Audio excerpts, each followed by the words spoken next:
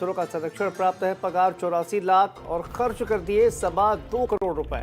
मेरठ से यह अहम जानकारी देखिए सामने आ रही है। भ्रष्टाचार की कमाई से बेटों को मेडिकल की पढ़ाई, बिजनेस, निवेश और संपत्ति के पैसे का स्रोत नहीं है। दिसंबर 2022 में यूपी विजिलेंस ने केस दर्ज किया, लेकिन न निलंबन हुआ, ना ही विभागीय जांच। विजिलेंस ने भ्रष्ट बाबू की गिरफ्तारी भी नहीं की है। एमडीए में नाजिर के पद पर है रविंद्र चौहान।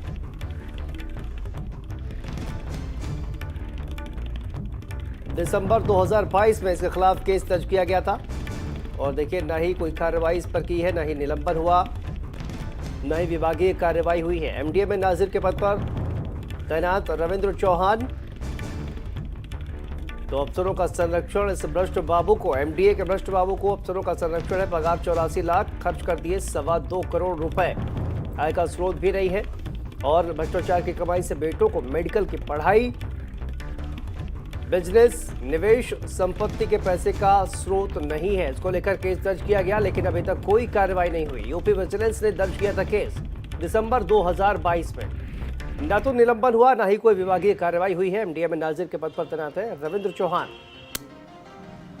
5 साल तक लंबी जांच चली और ये पाया गया कि भ्रष्टाचारी नाजिर ने आय से अधिक संपत्ति इकट्ठा की है और फिर इस मामले में मुकदमा भी दर्ज हुआ। लेकिन मेरठ विकास प्राधिकरण के अधिकारी इस भ्रष्टाचारी नाजिर के खिलाफ कोई कार्रवाई करने को तैयार नहीं है। ऐसा उस सरकार में हो रहा है जो भ्रष्टाचार और भ्रष्टाचारियों के खिलाफ जीरो टॉलरेंस पॉलिसी रखती है। कैमरा सहयोगी सानू के साथ मैं नरेंद्र, भारत समाचार, मेरठ।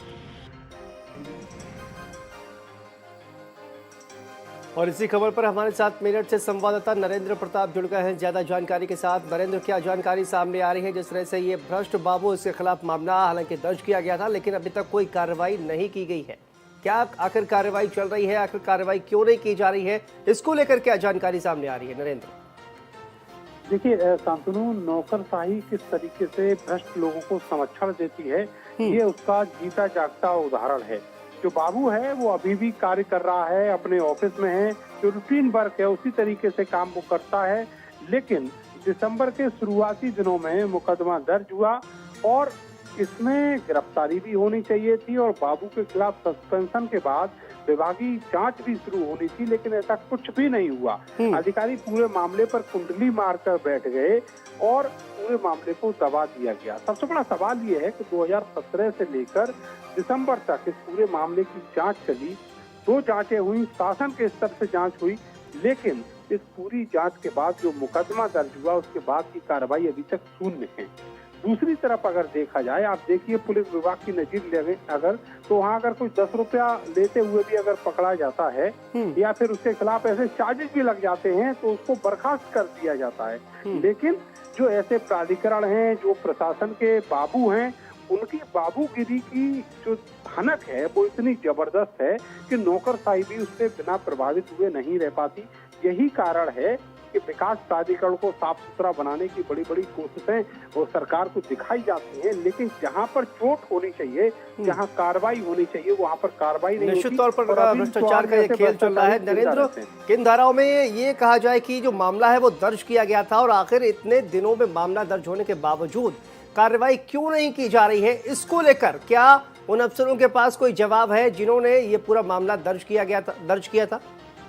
देखिए, पिछले कई दिनों से मैंने अफसरों से बात करने की कोशिश की, उनसे फोन पर भी बात करने की कोशिश की, लेकिन वो फोन तक उठाने को तैयार नहीं है।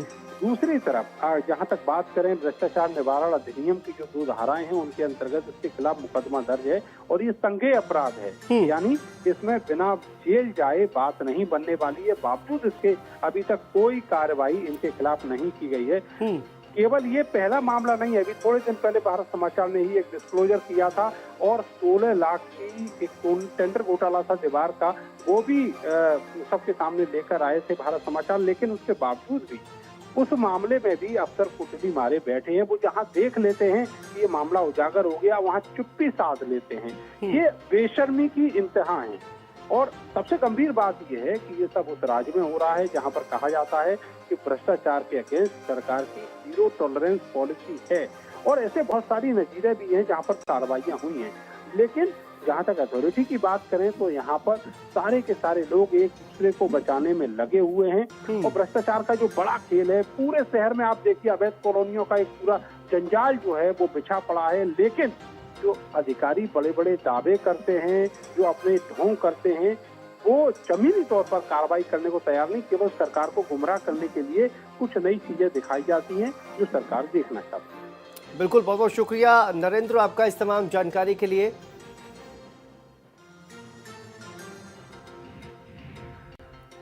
उसमें रंजिशन है, जबकि मेरे नाम कुछ भी नहीं है, ना मेरे परिवार के नाम। रिश्तेदारों की जो भी संपत्ति है उनकी है अपनी, वो मेरे नाम जोड़ रखी है। अब दूसरों की मैं कैसे करूं? मैं अपनी तो कर सकूं। मैं जो रिश्तेदारों की वो अपने कागज़ दे रहे हैं, उनके नाम इनकम टैक्स भी है, जा रहा है, सब चीज़ है, वो भी मानने को तैयार ही नहीं होते।